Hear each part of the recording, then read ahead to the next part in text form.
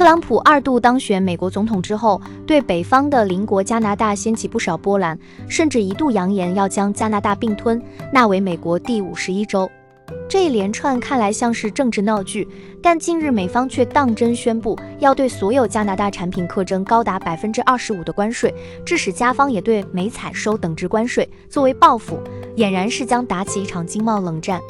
本次影片带大家详细了解一下历史上美加关系的演变，以及神秘的红色计划。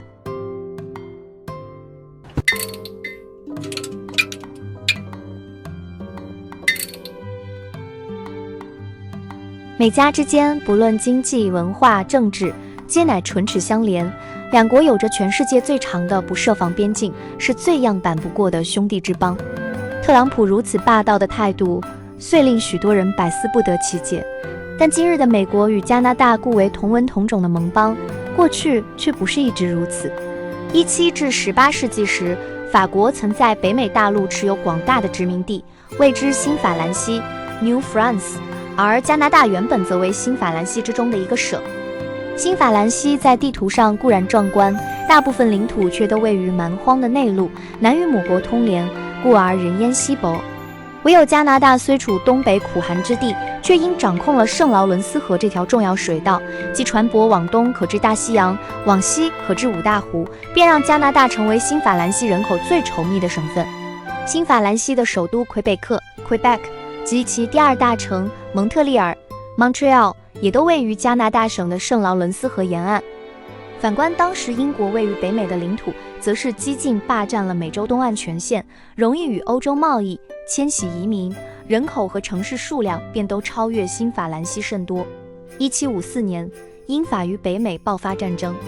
当时新法兰西人口仅在6至7万，而英国在北美却已殖民150万人，超过法方20倍以上。明显屈居劣势的法国人必须与众多印第安部落结盟才能与之对抗，却仍然于1763年战败，被迫割让最为富庶的加拿大省与英国。英法北美战争为全球性的英法7年战争之一环，彼时英法交战世界各地，互夺领土，北美为其主战场之一，军费耗度甚巨。战后英国国库空荡，乃于北美殖民地加课税金，弥补亏损，不料令殖民地住民大生愤怨，12年后便触发了美国革命。1775年，前英属13殖民地宣布独立，美方叛军就于当年出兵攻向加拿大最大城市魁北克。他们以为当地的法裔居民会即刻响应革命号召，帮助他们一同推翻驻守魁北克的英国官兵，结果却非如此。12年前，英法北美战争之时，新法兰西最大的敌人就是来自英国殖民地的众多民兵。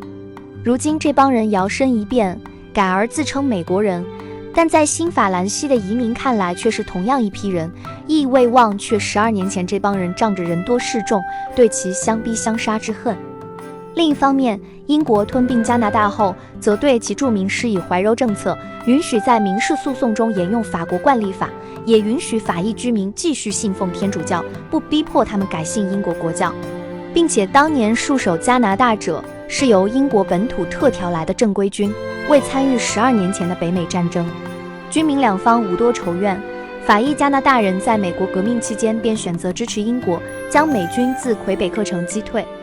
英军于魁北克虽然防守成功，之后于其他战线却渐渐不敌叛军攻势，军队往北败退至加拿大，终于母国的百姓们也纷纷移居该处，使加拿大成为了英国保皇党的根据地。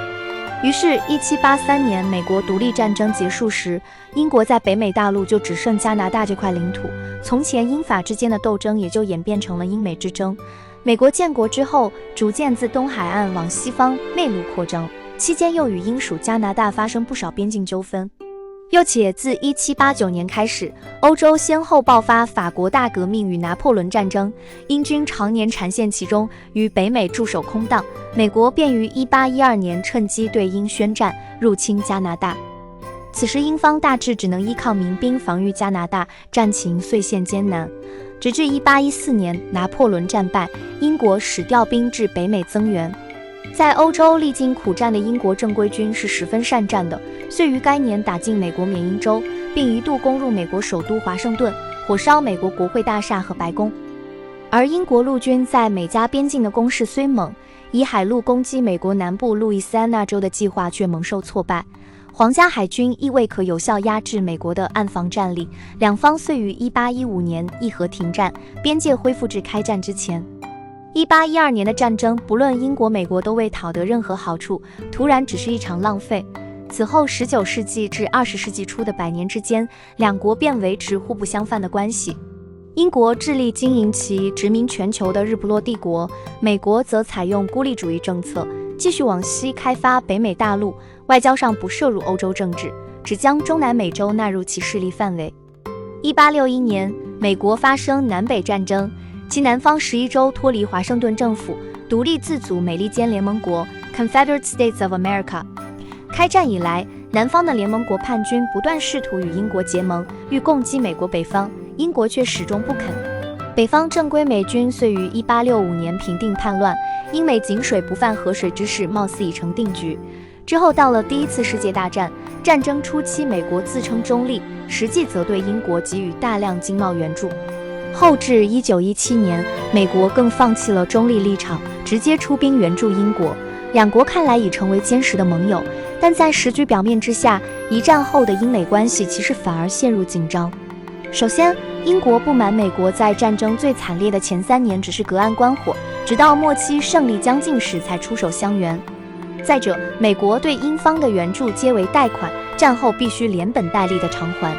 而英国经历过死伤惨重的一次大战，已然民穷财尽，美方讨债的嘴脸却甚是跋扈，说还不出钱的话，可割让皇家海军位于远洋离岛的军事基地，美方意愿接管。英政府又见美国不断扩建其海军，乃知其有野心取代英国，成为新的海上霸权，英美外交随即紧绷。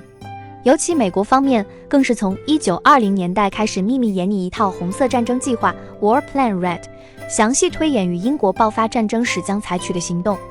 美国自知其海军战力尚不及英国，红色计划的核心战略便是要以陆军迅速占领北方邻国加拿大，然后以防守事态逐步消耗英国海军，迫其谈和。当时加拿大的地位已从殖民地升级为一个英属自治领 Dominion， 自治领的宪法依然由英国议会制定，并且名义上必须奉英国王室为君主，但内政方面已可完全自治，甚至还享有外交自主权。因此，英美倘若开战，加拿大其实有权选择中立。然而美国人的作战计划却完全漠视这一点，直接把加拿大当作英国的一部分。他们认为英国与加拿大久为君臣，战时必为一体，就好比之前一次大战期间，加拿大便是一路支持英国，很早就派兵至欧陆助战。美国人担心，若将加拿大搁置不管，就会被英国人用作入侵美国的跳板，搞不好便如1814年那般，再次被英国佬火烧白宫。于是红色计划的第一目标即为加拿大东岸最大的军港哈利法克斯。该港口为加拿大与英国联系之命脉，一战时加拿大所有的对英援助都是经此送出，所以美国打算在开战第一时间急攻哈利法克斯，以军舰封锁其港，甚至计划以毒气弹对哈利法克斯进行炮击。随后美军将派遣陆战队登陆哈利法克斯周边滩头，攻取其港区市镇。同时，陆军主力部队亦将跨越美加边境，向北直指哈利法克斯，尽速与陆战队会合，彻底占领该地，以确保英军即便派兵来援，亦已无港可用。攻陷哈利法克斯之后，美军将逐步占领加大拿位于美加边境附近之主要城市。加拿大地广人稀，国土北疆又起寒冻，2/3的人口便都居住在国土南端，距离美国边境100公里之内的区域，很容易被美军攻下。占据这些人口中心之后，美国估计加拿大再也难以进行有组织的抵抗，之后便可专心在海上与英国周旋。压制加拿大之后，美方亦策划以其海军攻击牙买加、百慕大等位于加勒比海的英属殖民地，但并没有进攻英国本土的打算。美方无意对英国直接造成重创，而是要借由持久消耗逼迫英方谈判。然而所有在加拿大占据的土地，战后则一概不予归还，将永远并入美国。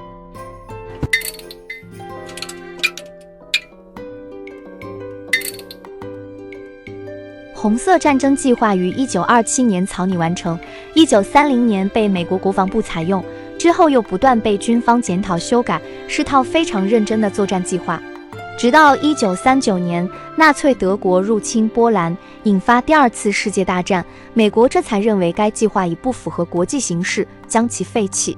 但是直到那一刻之前，美国都对英国和加拿大的战争做好了准备。在这10余年的期间内，他们认为真正的二次大战很可能爆发在英美之间。